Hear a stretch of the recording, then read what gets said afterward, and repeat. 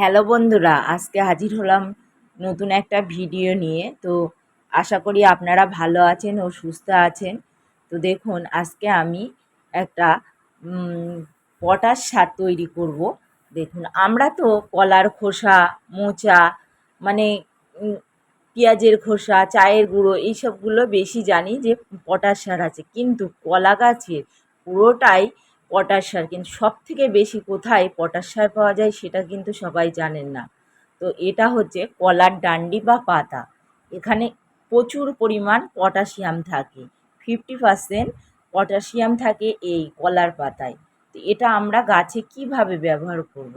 আমরা কিন্তু দুইভাবে ব্যবহার করতে পারি। এক, ডান্ডিগুলোকে কেটে আমরা যখন কিচেন কম্পোস্ট তৈরি করে তার সঙ্গে দিয়ে পচিয়ে আমরা জৈব সার ব্যবহার করতে পারি, বা এই একটা পদ্ধতি যেটা আমরা অ্যাডেনিয়ামে অনেক সময় ব্যবহার করি, কাঠকয়লা।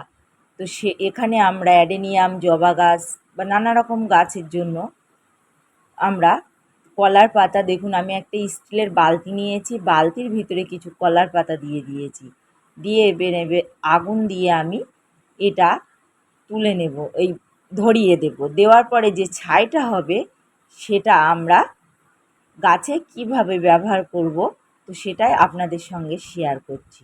তো দেখুন বন্ধুরা, ভিডিওটি পুরোপুরি টেনে দেখবেন না। তো দেখুন, এইভাবে দিয়ে আস্তে আস্তে আপনারা দেখবেন যে জ্বলে উঠবে, তখন একটা কিছু দিয়ে নাড়াচাড়া করে দেবেন। আমি এখানে নিড়ানি দিয়ে দেখুন আস্তে আস্তে চেপে চেপে দিচ্ছি। এইভাবে আমরা ছাইটা তৈরি করে নেব। একটু কালো কাঠকয়লার মতো হলে তো আরও খুবই ভালো হবে।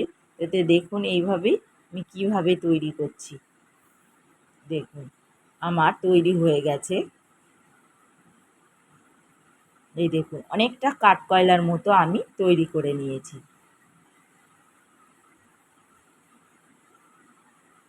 এবারে আমি 1 ঘন্টা ঠান্ডা করে নেব।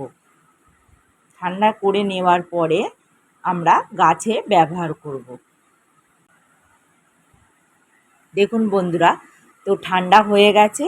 এবারে আমরা গাছে কতটা পরিমাণ দেব আর কোন কোন গাছে দেব। তো দেখুন, এই যে জবা গাছ আছে, একটু খুশিয়ে নেবেন। খুশিয়ে নেওয়ার পরে জবা গাছের গোড়ায় দেবেন। আর অ্যাডেনিয়াম গাছে আমরা কাঠকয়লা কিন্তু ব্যবহার করি, আর কাঠকয়লায় প্রচুর পরিমাণ পটাশ থাকে যে কোনো কাঠকয়লা তৈরি করলে, আর ফাঙ্গাসের হাত থেকে কিন্তু রক্ষা করে। তো দেখুন এইভাবেই আমি দিয়ে দিচ্ছি। একটু ভালো করে খুশে দেবেন, আর গোলাপ গাছে দেবেন। আর এখানে দিচ্ছি দেখুন আর একটা গোলাপ গাছে, এইভাবে আপনারা দিতে পারেন। আর লেবু গাছে, আম গাছে, এগুলো অনেক ধরনের গাছে আপনারা ব্যবহার করতে পারেন। ভিডিওটি যদি ভালো লাগে লাইক, কমেন্ট ও শেয়ার করবেন। আর আমার চ্যানেলে নতুন নতুন ভিডিও দেখার জন্য চ্যানেলটিকে সাবস্ক্রাইব